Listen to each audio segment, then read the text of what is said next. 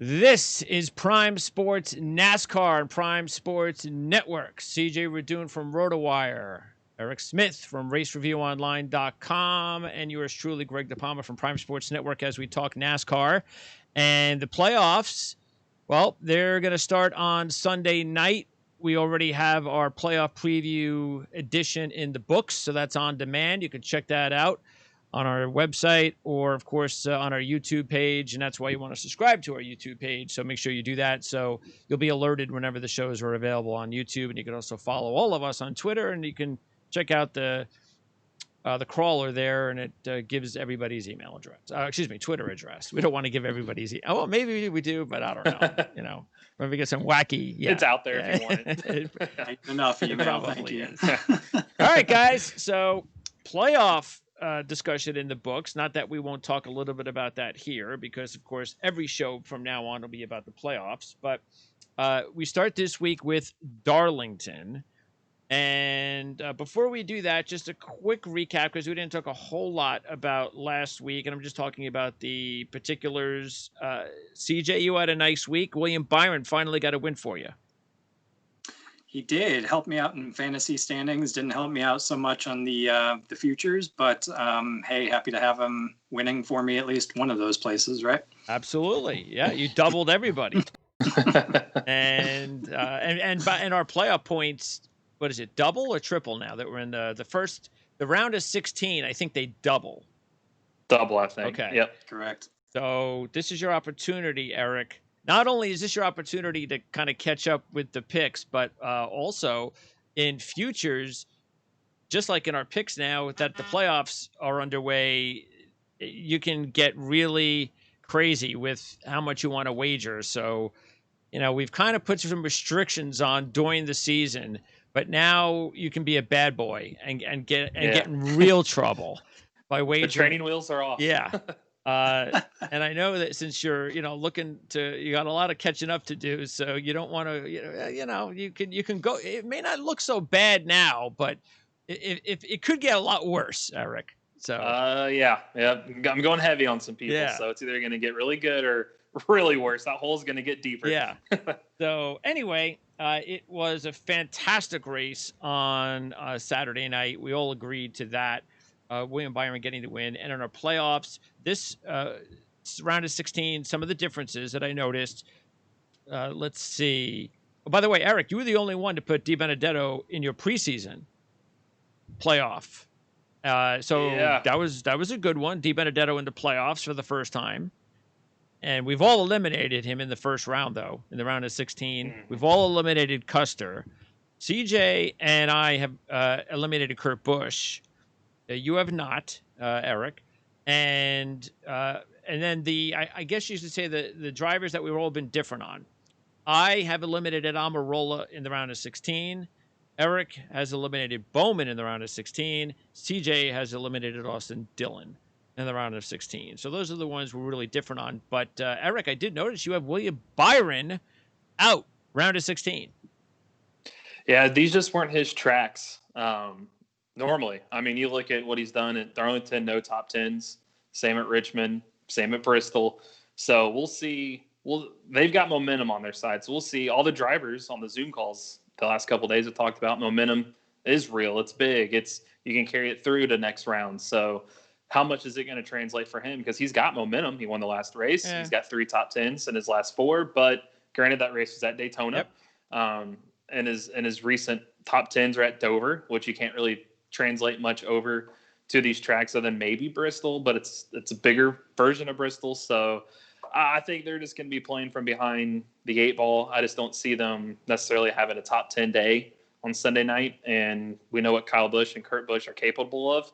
So I think they can move their ways in to the top 12, which is now the what we're going to be looking at. So we've looked at 16 all year. Now it's the top 12. I think they can move into the top 12, which means a couple people need to come out. And I think Byron's one of them. And then the question is, can you move back in? And that's a tough group to get back into. I think once you get that top 12, if it goes like we think it's going to go at Darlington, it's going to be tough to get by those guys when you've got Richmond and Bristol coming up next. Well, the key for me with Byron is Chad Knaus. That's the key for me, and that's the reason why I'm going to give him the benefit of the doubt for several rounds. Otherwise, that wouldn't be the case at all. But I'm going to give Chad Knaus the benefit of the doubt, and look, we all kind of do believe it. It was interesting they showed that on Race Hub, the side by side comparisons, CJ, of, I don't know if you noticed it, of Byron and Jeff Gordon when they had their first Cup win.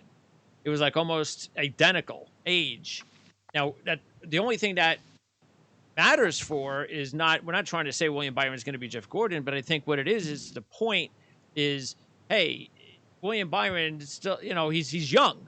So don't think that he's behind anything at this point in the stage of his career. He's not. He just, that's proof right there that he can still develop into a very good race car driver. Oh yeah, I think the fans and all of us have gotten head faked over the last couple of years as the average age of the new drivers coming into the series has just gotten progressively younger and younger.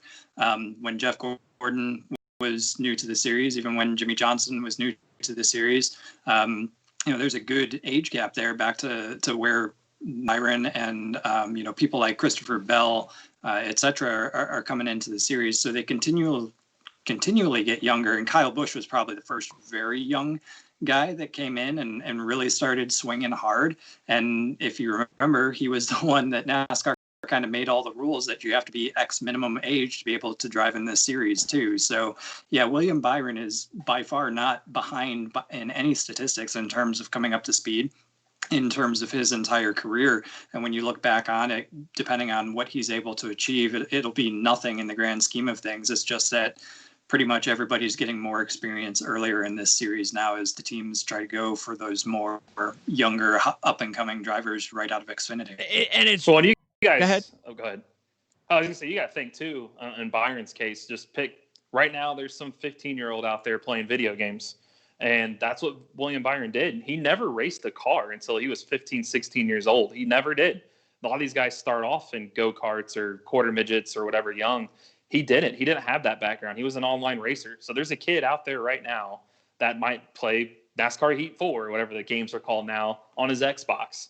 Well, imagine that kid 6 years from now winning that Daytona and being in the playoffs. That's what William Byron has. So I agree with CJ. I think we just took for granted that, he's in a Hendrick car, he's going to automatically jump in and win. But he only ran 1 year in trucks, and then they moved him to Xfinity. He ran 1 year in Xfinity. He won the championship, by the way. And then all of a sudden he's a Cup driver. So it's like he went 2 years K&N, a half a year ARCA, trucks, Xfinity, and boom, you're in Cup. I don't see too many kids, like a 15-year-old high schooler, freshman. Imagine him going to the NBA in 6 years. Whoa. Yeah. I mean, and being successful. And hey, you're going to be the starting point guard of the Los Angeles Lakers. Yeah. Whoa, wait a minute here. That's what Byron's been facing. So I'm glad he got his win. It's a lot of pressure. And by the way, he's a college student. He's a full-time student. That Liberty sponsorship isn't a fluke. It's because he goes to school there. So that's a lot to handle for a kid. He was living at home with his parents till last year. So yeah, I'm glad to see. If I was him, I'd go live on campus now. At this, well, his girlfriend is Ryan Blaney's sister. So I think he owes maybe. I think he might owe Blaney. Yeah, maybe he shouldn't do that. Maybe well, if it comes to Bristol and the guy's dating your sister and he's in front of you, need to move on. I think he's got a free pass to maybe turn him. Yeah, that's your sister he's dating. So, and speaking of Blaney, it's interesting because Blaney and Elliott, they've been in the playoffs the last few years, and it's like, really? Because you haven't done anything yet, but it's like, it just seems like they were here a year ago. But they've actually, this is their fourth straight year in the playoffs? It's incredible. Yep, yeah. And look at Logano. I mean, he's it was 11th year, and he just turned 30. You look at these guys. That's gone fast. Byron could be in that group here in a few years that you're going to look up. I mean, this is his third year for Byron. He's only 21 years old. So it just gets younger and younger, and that's why some of these guys, in Byron's defense too, like Jimmy Johnson, everybody expects Byron to come in and just start winning because he's in the 24 car, but Jimmy Johnson hasn't won in that time frame either. I mean, I think since Byron came in, he's got one win and Jimmy Johnson's got none. Yep. So it just shows you Hendrick dropped a little bit too. So in his defense, it's not like his cars have been what Hendrick used to be. So I'm glad he got into the playoffs for a second straight year, and he could be the future. So he's a guy to watch. And the other thing too, and we see it happening in college basketball. It's happening a little bit in college football, and it's happening in NASCAR. Where when that happens, when the kids decide, I don't need to. All right, a year or two in college, and I bolt to the pros, and in NASCAR, all right, like you said, 1 year here in Xfinity, 1 year here in truck. We move them into the Cup Series. Sooner or later, it catches up. Like what's happened this year. And there's just no drama in the Xfinity series when it comes to hotshot drivers. It's going to take maybe another few years, I think, for the new breed to make their way into the Xfinity series, because it's kind of boring on the Xfinity series right now. And those guys there's a reason they all almost hate each other, because they're all trying to make a name for themselves. You see almost fights every week between them and the which drivers, is the good thing that they got going on. Yeah. That's probably the best thing about it is what happens after the race. Yeah. It's just funny because the Cup guys are asked, like, you haven't seen a lot of Cup guys, granted, that's a pandemic, running to rate, like going back on the Xfinity, and like there's no respect down there. Those guys are like 18, 19-year-old kids trying to make it, and they'll just wreck you. But there's some talent. Like you got Noah Gragson, Harrison Burton, Austin Cindric, Chase Briscoe. It's just what's happened in NASCAR is the veterans aren't quite to that threshold that they're retiring, and they're still in their prime. But you got all this influx of younger guys that aren't going anywhere. There's nowhere for these younger guys to go. Yeah. So, but I look at like an Eric Jones situation. I feel bad for him. I mean, he was that development driver like Byron coming up and just kick to the curb for the hotter younger guy. And Joey Logano, like he said, they mentioned he reached out to Eric Jones after the Michigan race, and he said he watched that interview on NBC Sports and was like, hey, I've been there. I was on that team. They cut ties with me. They said they don't want me anymore. They were bringing in a younger guy because I wasn't performing, but I was too young. I mean, I didn't know what I didn't know, and they didn't give me time to groom, and landed with Penske, and now I'm a champion, and I've had success. So he said he reached out to Eric Jones on the plane ride home. He said he texted him like, hey, I've been there. I saw your interview. I feel bad for you. If there's anything you need, let me know. And he said he landed and had a text back and said, hey, can we do lunch? I want to pick your brain. And Joey was asked that, like, why'd you do that? That's a completely different team anymore. You used to run there, a different manufacturer. He goes, I feel bad for him. I know what it's like to be that young driver and to be thrown like, oh, you've got to perform now in a top team. And he was only given 3 years, and boom, he's thrown to the curb. And the interesting thing is that if you look at what he did in the beginning of his career, he was very successful.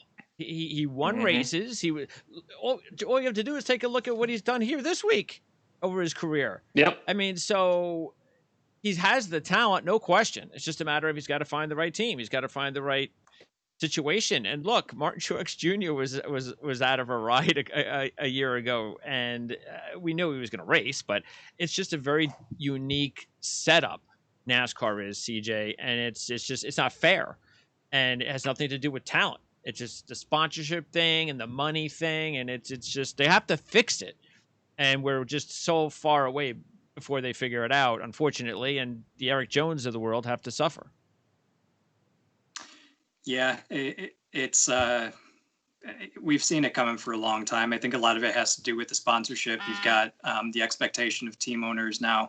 You can't just, find your own sponsorship and go run a car. There was a story for the Indianapolis 500 about having a car, or I'm sorry, no, it was for NASCAR. There had a car, top team, got the ride, was ready to go, but beat the shoot out of all the other drivers. But hey, we're hiring you. We really like you. We want you to come back. Oh yeah, great, very happy. But we don't have a sponsor yet, so just sit tight. And then wait until, just a couple weeks before the season, before something finally materializes to be able to get in and go. I think it also doesn't help with some of the teams like Furniture Row closing up shop and Levine Family Racing now closing up shop. You don't really have a whole ton of decent feeder teams within the Cup Series for people to move into. So you are running out of space at the top teams. Everybody's competing for even fewer rides. Like, who wants to go drive a part-time cup car on a part-time deal when you're Eric Jones. I mean, you've got success, exactly as you said, you've got success, you're a race winner, you've been in the playoffs, et cetera, et cetera. That's just not what you're going to do. Hemrick, another perfect example. Last season, he was rookie of the year. Ridiculous. He's part-time in the Xfinity Series. Rookie of the year. Oh, not good enough. Exactly right. So something's got to change. The economics of the sport certainly are playing into it. And if you come with a paycheck and mediocre success, you're probably going to beat out somebody who comes without a paycheck and that's good success. Right.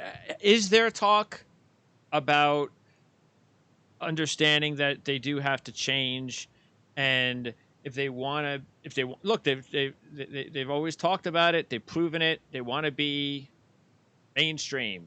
They want to be with the big leagues. But if you're going to be with the big leagues, you have to run it like the big league. And they're not. They're running it like 50 years ago, 30 years ago. You know, they're running it with sponsorship only and money. And why is there talk about, look, we have to start pooling all the money together like all the other leagues. We got to get the owners together to meet, to form a commissioner, just like the big leagues. You know, we have to put, salary limitations where everybody equally has an equal playing field.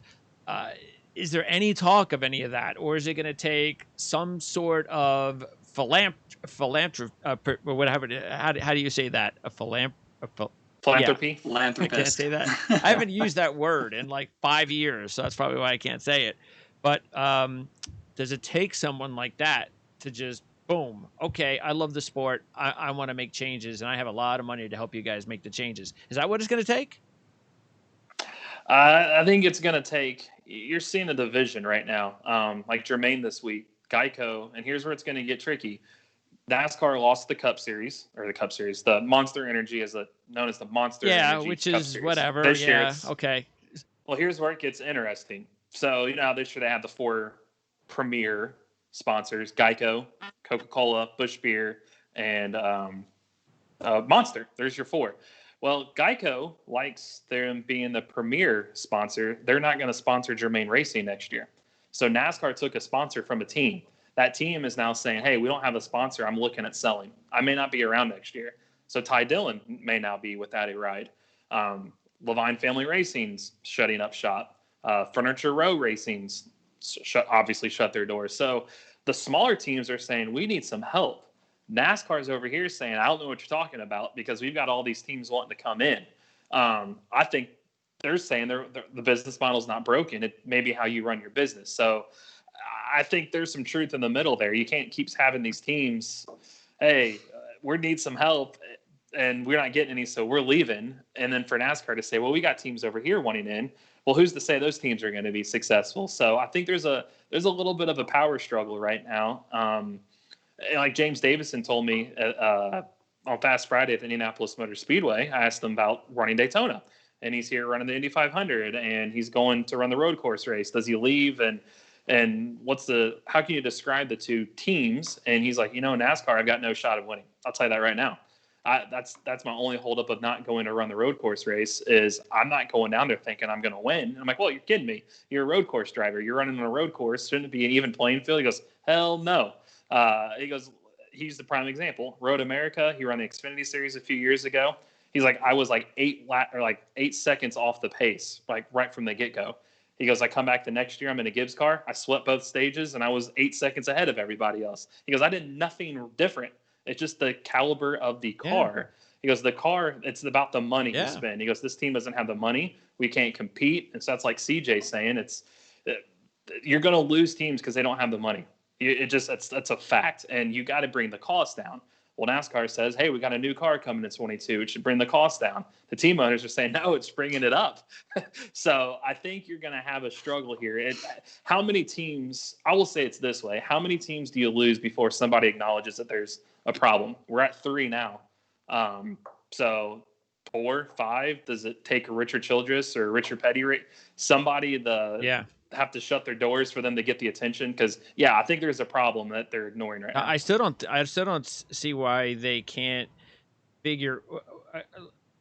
can't figure out how to limit the amount of cars for the Cup Series, bring it down to 25 or 30, and then use some of the other resources to push it into the Xfinity Series. So you have some decent drivers in the Xfinity Series. It boosts up that series, which is only going to make your sport better because you're going to have competitive Xfinity Series. You're going to have and obviously they want to get to the Cup Series, but it's almost like, okay, Eric Jones didn't make it this year for whatever reason. He's slumping. So you know what? Eric Jones now has to go down to the Xfinity Series, just like you see in sports. Okay, you didn't make it. You go to the whatever it is in the NBA they have nowadays, the whatever league, minor leagues in baseball, and so forth. You that's okay, but it's and again, it would also make an Xfinity Series more competitive and more interesting. I just think there's so many opportunities. I just think it takes a visionary, and I understand that the people up top don't want to lose control because they're making money. Why do I have to do anything? I'm still making the money that I made. That's such short-sighted thinking, and it's selfish, and it ain't going to get the sport anywhere with that kind of thinking. It just ain't. Sooner or later, somebody's got to step up and say, we need to make some serious changes, and I'm willing to not be selfish anymore, and I'm willing to do what's necessary to make this sport better, even if it hurts my bottom dollar for a few years. Well, that's why I said, and I don't know if it's going to take somebody to look what Trump did with the USFL at the time, and it actually did something for a little while. Is that what it's going to take? A really rich person to come in and start throwing money around and say, hey, I'm willing to, I'll use my money, but let's make some changes. Money talks. Yeah. So money's the big thing. I think I will say this for NASCAR, for the leadership, as far as Jim France now running things, and you got Steve O'Donnell and their whole team, Mike Helton, they're finally going in the right direction with the schedule and having a vision. Yes, and not a vision we applaud all stupid of that. Things. Yeah, yeah. Now I'm wondering if it almost seems like now they're trying to let's get our foundation back before we focus on teams. Like we've lost focus we've lost fans. Let's bring the sport back, and then we'll grow. And I think maybe that's what we're seeing right now. It's just the struggle is like we don't even have the money to help you out. We need to get ourselves back going because we've lost. I mean, like Chase Elliott winning his first race at Watkins Glen, and the head of NASCAR is getting pulled over for a DUI in the Hamptons. It's like you literally are shooting. It shows you the wrong direction they're going, and they finally are getting it back. The garage will admit, like, hey, yeah, we're finally getting back to the NASCAR and the decisions being made. But like you said, they're missing the one key decision is the on-track product. You can focus on the stands and everything else, the TV, the radio, and all that. It seems like they're focusing there, but you're losing fact of the on-track product because that's at the end of the day. To me, that's a big portion of that pie is to get those fans to pay attention.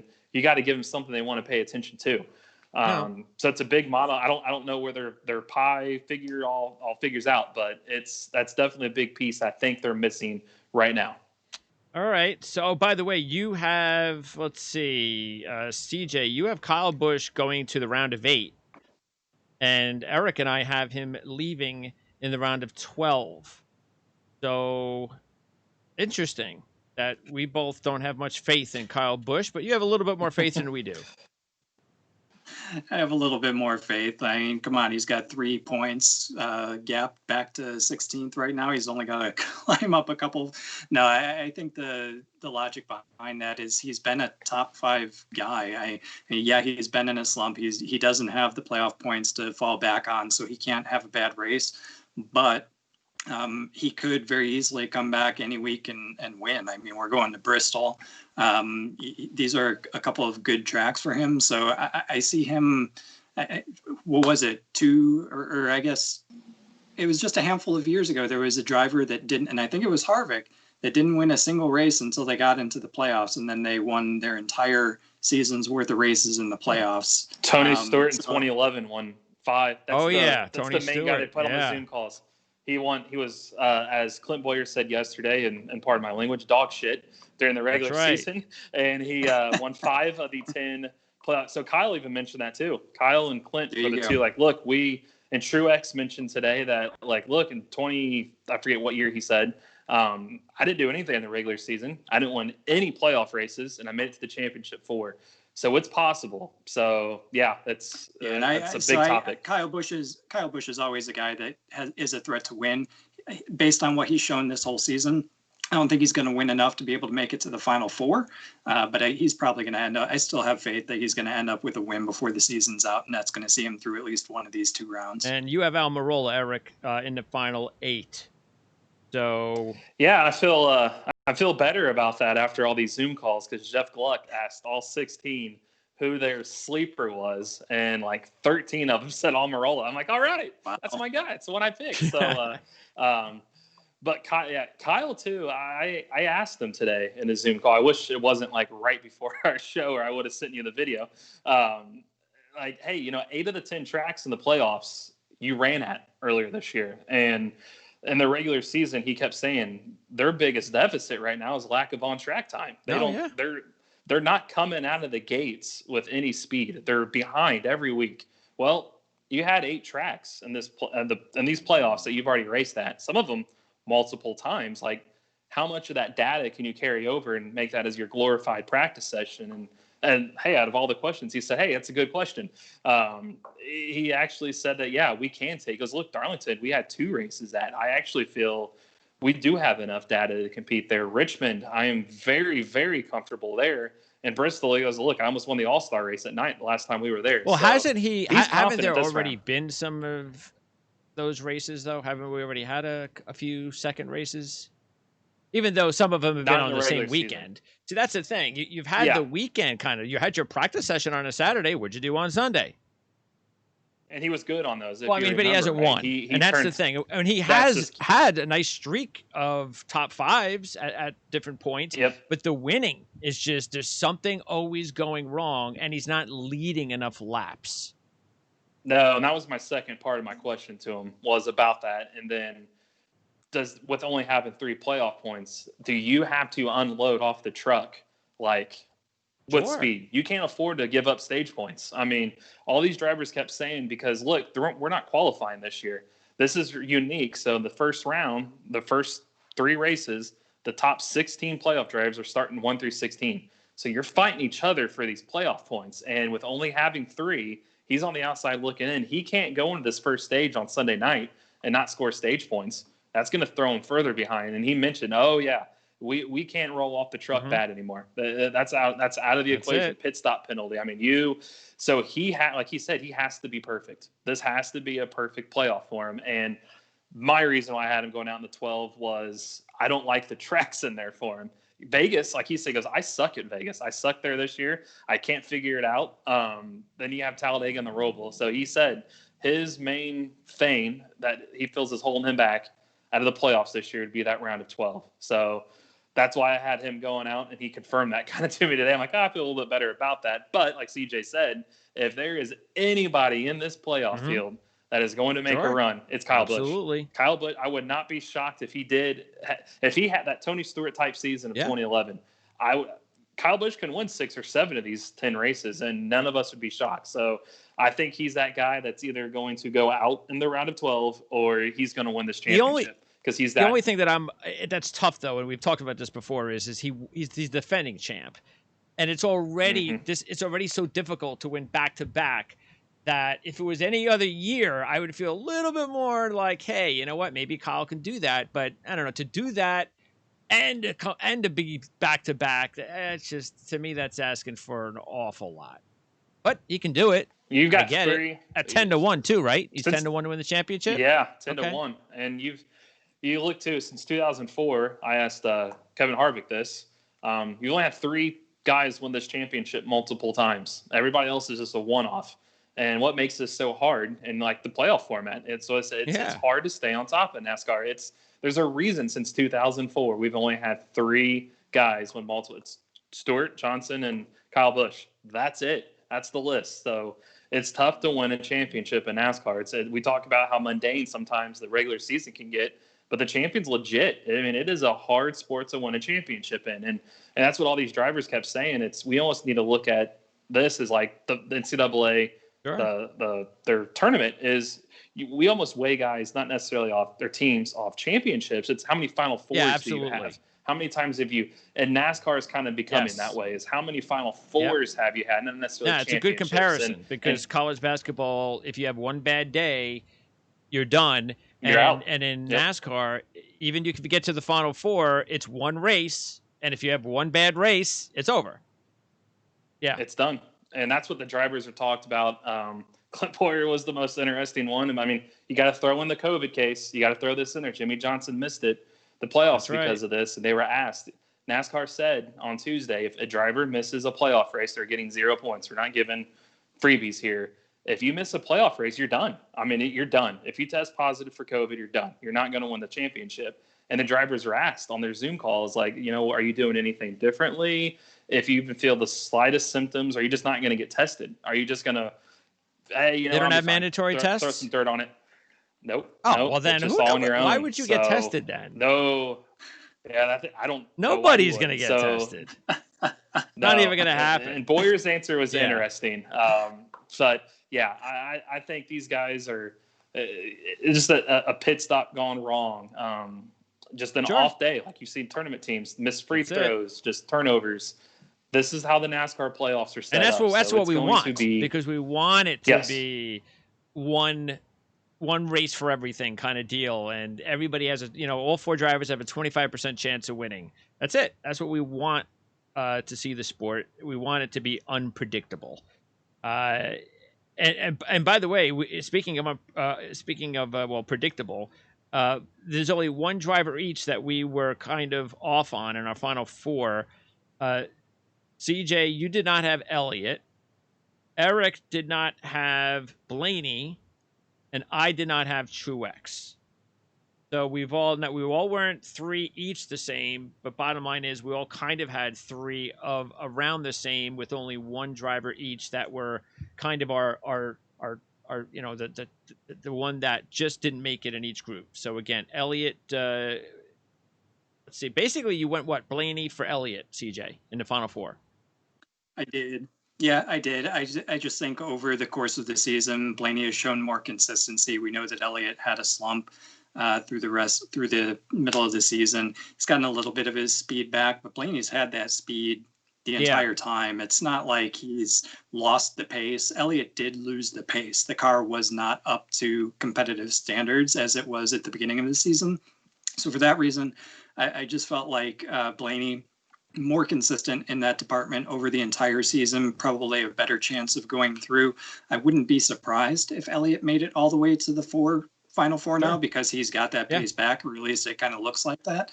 Plus, he's been able to do it in the past. So I just gave Blaney just that slight little bit of edge, just because his car has had that pace pretty much the entire season, whereas Elliott had the slump. And the main reason that I decided against Truex and put both Elliott and Blaney in, and this is going to be possible, is that I just think that Truex has gone so long racing so good that I can't see any of that holding up for another 10 races. It's bound to stop. That's the only reason. I mean, how could you take him out of the Final Four the way he's racing? But it's 10 more races. I got a feeling that somewhere along the lines, the luck, the really good racing it only takes a couple of races, is just going to kind of come back, and he's going to not make it. That's all. Is he that Virginia this year? I mean, you got to look. He's only got 4 points. You look at Darlington. He doesn't have a top 5 since his win. You look at Bristol. He's got I think it was 9 of his last 11 finishes are 20th or worse. Does that make Richmond a must win? What if he doesn't win? He hasn't won. Granted, he swept Richmond last year. He's won his last 4 races in the state of Virginia. But what if he doesn't win? Does Truex bow out in the first round? I mean, he's only got 14 playoff points. But you never know. Have there been a big surprise over the last few years? Somebody that just dove out of the first round of 16? I'd say Johnson was at 17 the year after he won, or 18 or something like that. When his decline started, he was out in the first round, and everybody's like, "Whoa, Jimmy Johnson didn't even make it out of the first round." Was he? Where was he in the standings though? Do you remember going into the playoffs? Was he like top 8? I think the reason why I think it was 17 is because he won. That's his last year that he won a race, which would have got him in. And I think that was that it had to have been 17 because that was when him and Truex got in that little wreck at the Roval. But it doesn't happen very often that we see a star driver just bad luck, just completely miss it. Yeah, first round done. All right, as far as this week, now we all went with Harvick. And since we have an unlimited budget, we all put 100 on Harvick. I put 100 on Hamlin, and CJ put 100 on Hamlin. Eric, you decided to go away from Hamlin and put some of your money on Kyle Busch, which neither one of us did. So that's the difference there. We all went with Keselowski. I put 45. CJ, you put 30. Eric, you put 20. Eric, you and I went with Elliott. About the same, 40 and 50. And the other differences, CJ, you went with Blaney, and I went with Johnson, and Eric, you went with Boyer and Reddick. So why, CJ, did you decide Blaney? And really, you just went with 4 drivers. So the only driver that if you look at here, in order for you to really make a nice profitable week, you do need Ryan Blaney to win. Which, if you did, you'd kick both of our butts this week since we don't even have Blaney. Yeah, and rightly so, because he's been here 7 times and doesn't even have a top 10. Yeah, So I mean he's 25-1. That's a big number. Exactly right. And when he's had that pace all year, I do believe in him. Look at what Keselowski has done at the track even this year. We all took Keselowski because we know he's fast here. Blaney's his teammate, and now we're in the championship. We're in the playoffs. So Blaney's had that same speed all season. Maybe he's got something. I would love for him to win. Do I think he's going to win? No, I think it's going to be Harvick or Hamlin, to be quite honest with you. But at 25-1 with those odds, I figured I had to put something on him because I do believe. Well, look, you still make $50 if Harvick or Hamlin win, and that was my strategy as well. Is that if those guys win, then at least I'm still in a situation where I'm kind of breaking even. And that's kind of what I wanted to do this week, Eric, was, you know what? It's Darlington. It's not a very exciting racetrack normally. And we saw what happened last time, Harvick and Hamlin. And so I'm just going to play it safe this weekend. But if we can actually make some money, maybe it is Keselowski or Elliott that can make some money for us. Yeah, and I weighed the two. I'm like, you know what? I'm in a hole I got to come out of. So I was like, I'm going to take one of the two and win some more money on it elsewhere. And Hamlin, yes, he won. Just by the way, the way that your season's going, Denny Hamlin's going to win.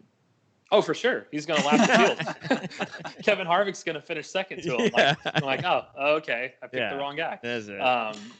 But Hamlin, he's good at Darlington. Don't get me wrong. Yeah, but he doesn't lead a lot of laps like Harvick has. Yeah, and he finished 5th in the first race. And yes, he won the second race, but I think a lot of people will just look at the box score and say, hey, Hamlin won. Yeah, no. But they might forget about how he won. He only led 12 laps. And Chase was going to win that race. Win that one. That's right. That was Kyle the race, record. Yeah. What happened at the end of that that Chase lost that? So they all pit minus Hamlin. Hamlin had no more tires left, so he stayed out. Just like, I'm a sitting duck. I've already got to win this year. We'll see what happens. And Chase was second, Kyle third. They had the restart. They came out of 4. Chase was right there. He tucked in line, and Kyle was low, and he just misjudged coming back in behind Chase, and he clipped him, and Chase wrecked. And the rain started falling during that caution, and it ended. Hamlin won. Okay. But that race went green for 3 laps. Hamlin was a sitting duck. There you go. At Darlington. So Harvick, though, he finished 3rd in that race. He won during the day race. He's led 687 laps with Stewart-Haas Racing at Darlington, but 63 when he was with Richard Childress Racing. Just something about that track suits him. We know how they are in playoffs. They don't seem to shoot themselves in the foot. So I just weighed those two options. Sure. Like, you know what? I feel comfortable agree. about Harvick right now. I agree. Harvick's the better player than Hamlin. And then Elliott, you got to look. He probably should have won that race. He finished fourth in the other race. A couple of years ago, he was fifth. He's starting on the pole. He's got all these top fives and top tens on the season now. He's entering momentum again. Yep. So for the odds, I'm like, I'm probably better off throwing money his way than Hamlin's way. So that was my mindset there. And then like with somebody like Boyer, I mean, yes, you look at his finishes. He was 17th in the second race, but he swept both stages. He just had he was leading pit, caution came out and kind of screwed him. He tried to push too hard and wrecked. He was sixth in the other race. So for those odds, he's a playoff driver worth the risk. He's starting ninth. He's starting up front. So he should be there. And then again, you look at what Reddick did in the first race. He loves that high line. That guy's fearless. So he came from the back and he had a top five that day. If he didn't get into the wall, got his proverbial Darlington stripe a little too hard and took him out of contention from winning, but he was there. So I went ahead with more money on those guys where I can make some quick catch back up. But and Keselowski, I mean, he has 5 top 10s in his last 7, 4 top 5s in that stretch, a runner-up, a win. He's led 53 laps a race over his last 7 and was 4th last time out and led 80 laps in the first race at Darlington. Yep. I don't like the way he's come into the playoffs, but I'm not worried about that. Well, and the Penske guys, too, you got to look at, sort of for CJ, for Blaney, a lot of their struggles, like they talked about in their Zoom, they switched crew chiefs in the offseason. Yes. And like we've talked about, during the pandemic, they didn't have a lot of notes. They were relearning all these together. And like we talked about Kyle, that's the same for them, too. 8 tracks in the playoffs. They race at those, too. They've got all those notes. And if you look, Penske's speed, Blaney's speed never went away all year.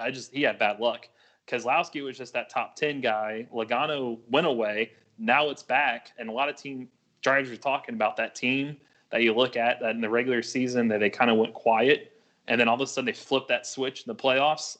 I think it's your Penske's. I think you could see a Keselowski, a Logano, Blaney all of a sudden like, whoa, where in the world did these guys come from? Definitely possible, yes. And for the odds this week, it's worth taking them. It is worth the shot this week. True. Because I think Logano was 18-1, if I'm not mistaken, 15-1, something like that too. Logano's 18-1. 18-1. And so, he's 6th or better in 4 of his last 7 at Darlington, including a runner-up, and he was 6th in the second race. So, yeah. He's got a good starting spot. So, yeah, they're worth looking at. Truex, who's on this amazing streak, does not have a top 5 at Darlington over his last 4. Only 2 top 5s in 16 career races at Darlington. And then you take a look at, let's see, Kurt Busch has 4 top 10s in his last 5, but he's number 1 there. Eric Jones, like we talked about, 5 top 10s in 5 career races at Darlington and a win in 2019. And he's 25-1. Almirola's never led a lap there. Bowman was 2nd there, leading 41 laps in the first race. And pretty much, this is not really, even though you went with a couple of long shots, this is just not really a long shot race. It'd be very shocking. I mean, it would have to be some weird deal with cautions and all that kind of stuff for a long shot driver to win. My only long shot was Johnson. And yours was Blaney, and that's pretty much it. I mean, Johnson, it's just a matter of his momentum. He's still racing well, so I figured why not. I do like the Reddick pick. You're spot on. He came from 26th and 14th in those 2 races, and had only 2 races in the series at the track. You're right. He loved the high line. And I think he finished 12th and 7th. 7th and 13th, yeah. 7th and 13th, yeah. So that could be if you're gonna go outside of these top 16s and these big names, and Reddick might be a really good one to go. All right, with. That's gonna wrap it up. Quickly, 60 seconds or less. CJ, rotowire.com. What are you working on? Rotowire.com, we'll have our fantasy previews up for Xfinity, Trucks, and Cup. And then after the Cup race, we'll have the recap up 24 hours later. Eric, racereviewonline.com. Yep, just all kinds of playoff stuff this weekend and recaps of the Southern 500 and some stuff from the media day. So I'll have all that up covers? this weekend. Yep, the picks will be up. tomorrow. Actually, I'll have them up since there's no practice or qualifying. Might as well keep throwing them up on Friday. So we'll have those up with sort of what we talked about today, and we'll just narrow it down to which drivers you All want to right, bet Richmond next week. We'll preview that next week. We're back to one show a week, but that'll wrap it up. Guys, appreciate it as always. Great job, and we'll talk to you next week after the first playoff race of 2020.